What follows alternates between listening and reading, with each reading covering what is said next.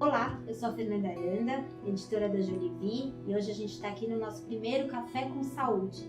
Vai ser um encontro que a gente vai ter no nosso canal do YouTube para trazer temas polêmicos e importantes e que nem sempre frequentam os consultórios médicos e os noticiários especializados.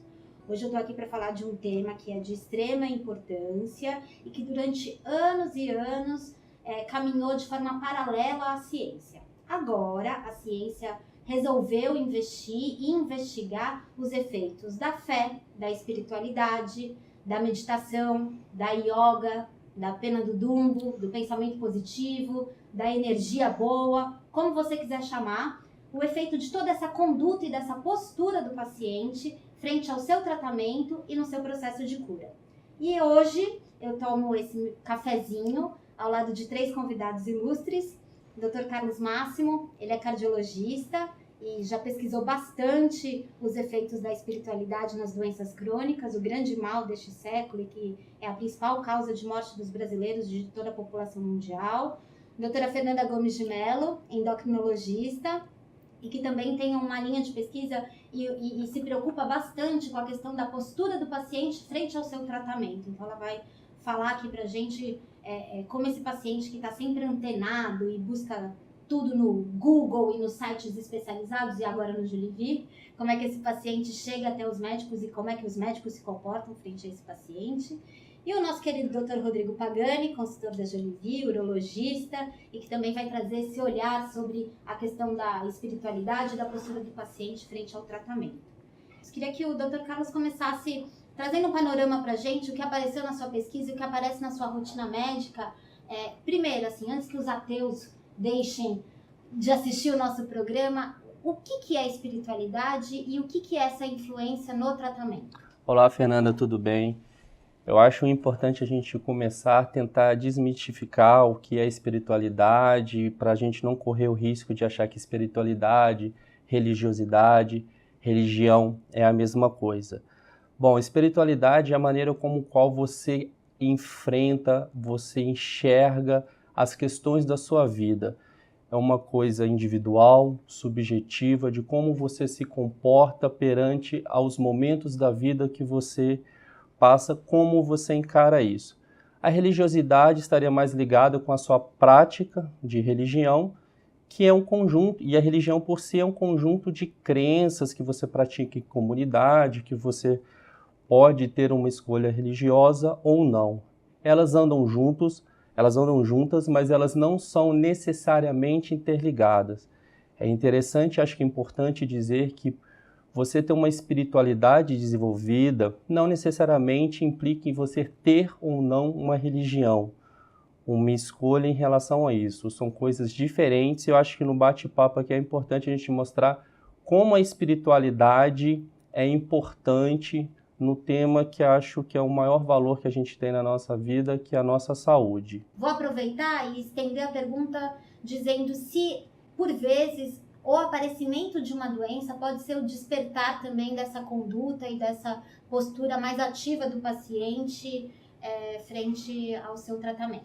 O paciente que se vê diante de alguma doença, principalmente de uma doença crônica ou de uma doença muito grave, ele é chamado a questionar algumas coisas que são os grandes mistérios da vida e que a espiritualidade contribui para essa resposta. Coisas do tipo, a vida acaba aqui? Por que a gente vive? Por que a gente morre? Qual é o sentido da vida? Né? Existe alguma coisa além?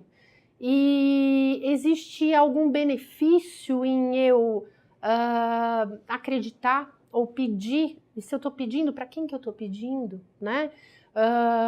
Por que eu sofro?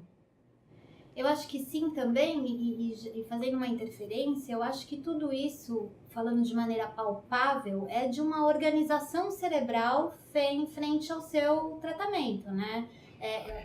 É um mecanismo de, assim, diante de um problema, eu acho que a gente tem que ter algum mecanismo psicológico para lidar com isso, né? A gente pode cair sei lá, no niilismo total, naquela coisa assim, eu não acredito em nada, e deprimir, ou a gente pode ir atrás e buscar algum sentido e alguma... tanto um porquê, um motivo, quanto um pra quê. Alguma coisa que me leve a extrapolar a minha doença em si e me trazer alguma coisa de positiva. E essa crença, ela não necessariamente, né, doutora, ela precisa ser uma crença em algum ser espiritual ou em algo sobrenatural, mas pode ser uma crença no próprio tratamento, uma crença de que aquilo que ela está fazendo por ela é efetivo e vai ter um resultado positivo, é isso? Eu acho que é bem isso mesmo, Fernanda. Olá a todos, eu também estou muito feliz de estar aqui inaugurando o nosso café. Para a gente é um marco histórico e estou realmente muito feliz de estar participando desse bate-papo com vocês. Eu concordo, eu acho que a questão da espiritualidade não quer dizer necessariamente a fé numa entidade, numa religião ou em qualquer num dogma específico, perfeitamente. Eu acho que é muito mais uma questão de como você encara a doença que você foi diagnosticado, principalmente as doenças crônicas, como, por exemplo, o câncer, que é uma doença que arrasa os nossos patrimônios, sim, né, Fernanda? Exatamente. Então, eu acho que isso é muito importante do jeito que a gente encara isso. É muito interessante, na revista Science, em alguns anos atrás, se eu não me engano, 2005, eles fizeram um estudo com um ratinho muito interessante. Eles dividiram grupos de ratinho em 3 grupos de estudos diferentes. Só um parênteses, ratinho é muito parecido com a gente, né? As pessoas não sabem. Não, 98% do DNA deles é igual ao nosso. Então, por isso que a gente faz pesquisa com ratinhos. Exatamente. Ratinhos bonitinhos de laboratório. Então, foram colocados grupos de ratinhos em 3 tipos de, digamos assim, ambientes diferentes. O primeiro grupo era um grupo controle, ou seja, eles faziam o que fazem normalmente no dia a dia. Uhum. O segundo grupo era um grupo que recebia choques elétricos sem avisar e sem ter como escapar desses choques aleatórios. E o terceiro grupo era um grupo que recebia esses choques elétricos, mas eles tinham um mecanismo, uma alavanca, onde eles iam lá e desligavam o mecanismo como eles tomavam esse choque. E em todos esses ratinhos foram injetadas células cancerígenas. Essas células cancerígenas, em 50% dos ratinhos, se tornavam letais. Então, o que foi visto no grupo controle é que isso se manteve. Então, os mesmos 50% dos ratinhos acabavam morrendo porque a célula cancerígena crescia. No grupo em que tomava choque e não tinha como escapar, era um grupo que estava mais deprimido, era um grupo que não tinha tantas copulações com as suas ratinhas fêmeas, e era um grupo que se colocava outros ratinhos de outras gaiolas, eles não atacavam, eles não sentiam como se aquele espaço fosse deles, ou seja, ratos deprimidos. Nesses casos, somente 23% dos ratinhos sobreviviam. Já no grupo que tinha a alavanca, 63% tinham uma boa resposta, eles não desenvolviam o câncer. Só 40%, 37% acabaram falecendo por esse motivo, melhor do que o controle. Ou seja, a gente tem os nossos choques elétricos diários. O que é importante é a gente descobrir mecanismos que vai fazer com que esses choques não sejam tão letais, não sejam tão agressivos ao nosso dia a dia. É importante que a gente tenha controle da nossa situação e que a gente encare a vida de uma maneira positiva. Eu acho que esse é um estudo bem bacana da gente falar, até porque, né, todo mundo diz, o estresse é o grande vilão e tal. Uma vida sem estresse é uma vida que não existe, né? Exatamente. A grande questão que as pessoas não falam é como é que você gerencia o seu estresse. Vou aproveitar e chamar o Dr. Carlos de novo aqui para a roda, para que, se você pudesse citar desse seu passeio que você fez na sua monografia sobre a literatura existente, se você pudesse citar 4 estudos que te chamaram muito a atenção sobre a influência da espiritualidade, de forma bem rápida, para que as pessoas consigam entender o efeito disso na saúde. Quais seriam esses estudos? Não, Fernanda, acho que só para contextualizar, por que a gente está falando de espiritualidade? Será que é uma coisa nova? Da onde a gente surgiu isso? A última definição da Organização Mundial de Saúde, ela vem dizendo, em outras palavras, que saúde não é ausência de doença. Saúde é um equilíbrio do ser humano como um todo no aspecto físico, mental, psíquico e social, e na sua última revisão entrou o âmbito da espiritualidade. E existem estudos científicos, o nosso estudo foi focado em eventos cardiovasculares, e um dos estudos que chamaram a atenção, nos chamou muito a atenção, eram estudos feitos com rigor científico, rigor metodológico, parecido com os estudos feitos para desenvolvimento de medicamentos. Então tinha uma seriedade científica dentro deles.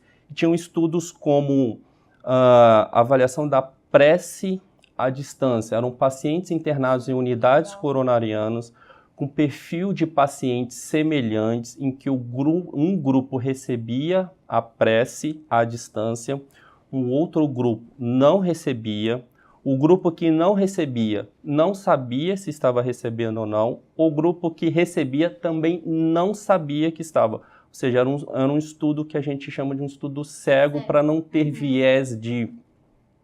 Alguns vieses como, o paciente sabe que tá recebendo algum tipo de prece, então ele vai enfrentar isso de uma maneira...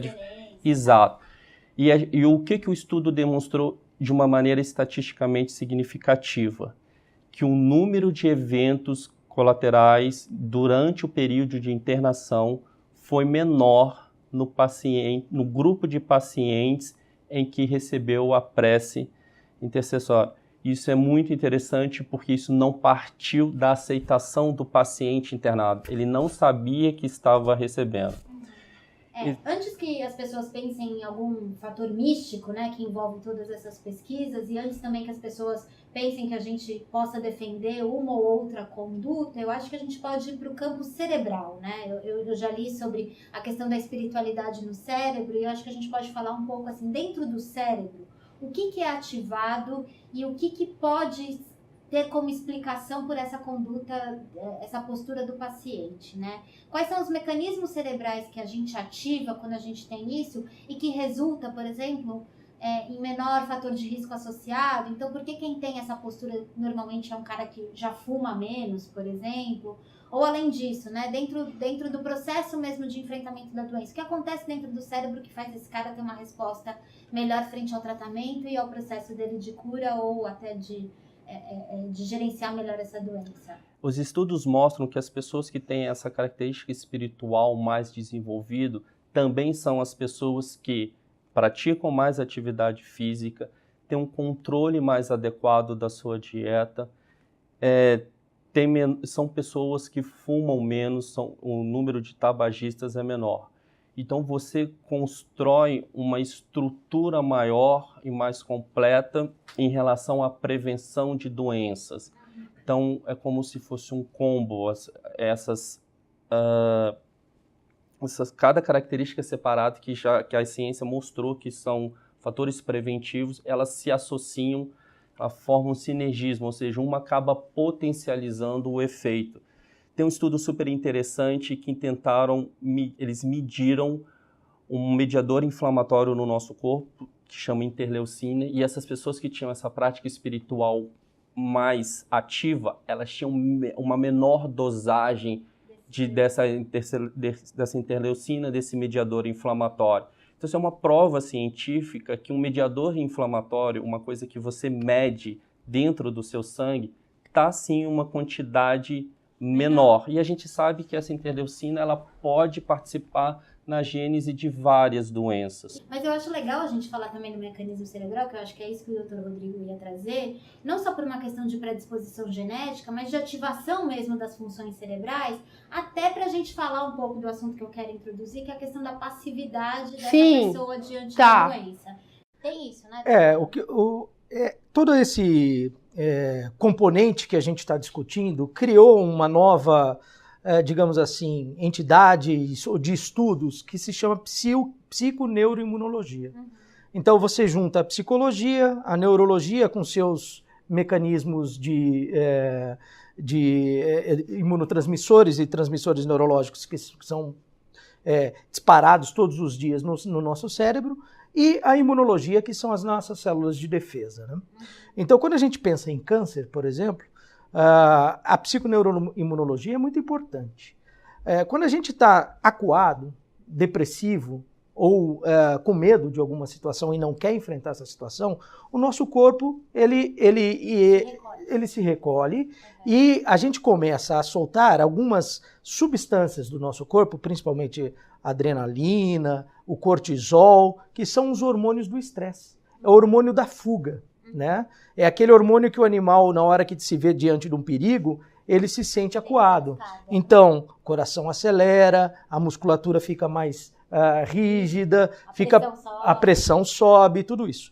E além disso, esses imunomoduladores, digamos assim, eles também afetam o sistema imunológico, deprimindo o sistema imunológico. Fui pesquisar também quais são os efeitos negativos, né, da espiritualidade e da religiosidade na saúde, né? Com pouca pesquisa, mas com alguns resultados dessas revisões todas feitas, o que é muito falado é a questão da passividade do paciente, que um dos perigos de você conciliar e da ciência caminhar junto, da medicina caminhar junto com a espiritualidade, é um paciente completamente passivo que fica esperando que um ser sobrenatural te cure. E daí eu acho que ninguém aqui vai defender fumando seu cigarro e fazendo a sua oração. Só que aí eu me dei conta que essa passividade, ela não é questionada quando a gente fala do medicamento tradicional.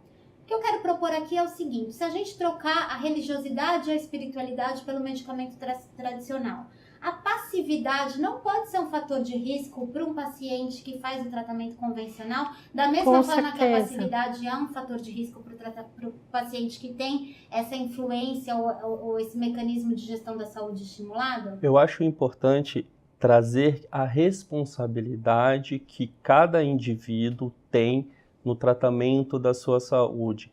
Acho que o grande problema que hoje tem em dia, e acho que a medicina está mudando, é a nossa relação com o médico-paciente, em que a gente tem aquela figura maior e o paciente com uma figura menor, tentando colocar em algum ponto, seja ele medicamentoso, seja ele de uma entidade maior, a resolução dos seus problemas. Eu acho que cada vez mais a gente tem que trazer o paciente junto para nós, para a discussão. Eu acho que a internet é um grande auxiliador nesse sentido, mas tem sim que existir um enfrentamento positivo do paciente, entender o seu problema, entender de que maneira ele pode se portar para enfrentar essa doença e, uma vez vencida essa doença, como, que eu acho até o mais importante, como ele deve se portar para prevenção. Na minha concepção, eu não acho muito diferente você colocar toda a resolução dos seus problemas, seja numa pílula, seja numa entidade religiosa, seja numa cirurgia.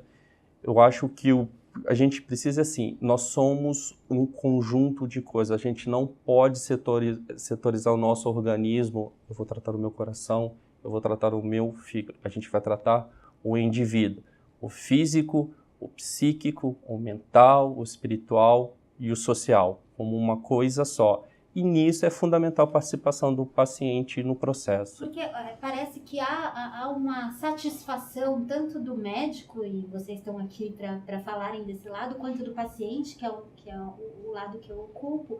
Há uma satisfação em você achar que a responsabilidade está no medicamento, né? Então, o médico fica feliz em te prescrever como se aquilo fosse a solução, e você fica feliz em receber essa prescrição como se você não pudesse fazer mais nada. Não sei se é uma satisfação ou se é uma espécie de preguiça de ambas as partes, sabe? Eu acho que a formação do médico peca pelo lado de não dar instrumento, a não ser que o cara vá muito atrás e tenha esse interesse, para falar de coisas difíceis, como mudança de hábitos. Eu sou endócrino. O meu paciente típico é o cara que não come direito, que não faz atividade física, que tem horários errados e tem uma série de hábitos que levaram ao problema. E eu, durante a minha formação, tive alguns chefes que diziam sinceramente, a batalha contra a obesidade está perdida, porque a gente não acredita que o paciente consiga fazer mudança de hábito. A questão não é acreditar, a questão é que a gente é mal preparado para isso.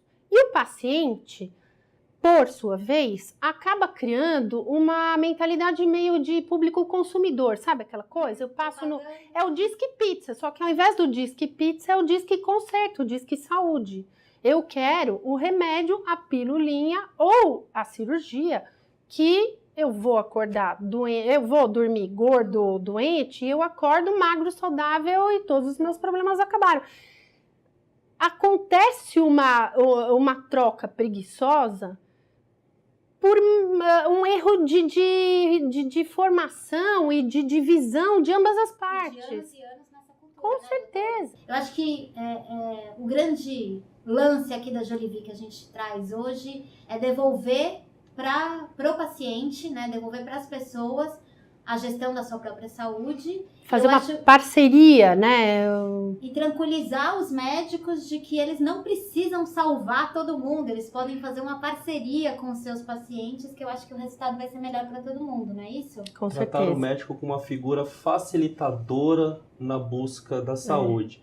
E sempre frisar, saúde não é ausência de doença, é o seu equilíbrio como um todo nas frentes que a gente discutiu aqui. Acho que a figura do médico cada vez mais eu vou facilitar para que você não fique doente. Lógico, você está doente, a gente vai ajudar, a gente está aqui para isso também, mas vamos encarar a saúde da maneira como realmente ela deve ser encarada. E vamos olhar as pesquisas científicas, que às vezes elas podem nos ajudar, né? Às vezes, eu vi num dos estudos que você cita no seu trabalho, de que a yoga foi tão eficiente quanto um hipertensivo. Então, às vezes, para uma população que pode fazer yoga, talvez a prescrição seja da yoga, né? A meditação tem efeito para a saúde, um monte de coisa, né? Quando passa o dia, a gente não respirou. Enfim, aprenda a respirar, a meditar e a saber o poder dos nutrientes, da postura terapêutica na Jolivie,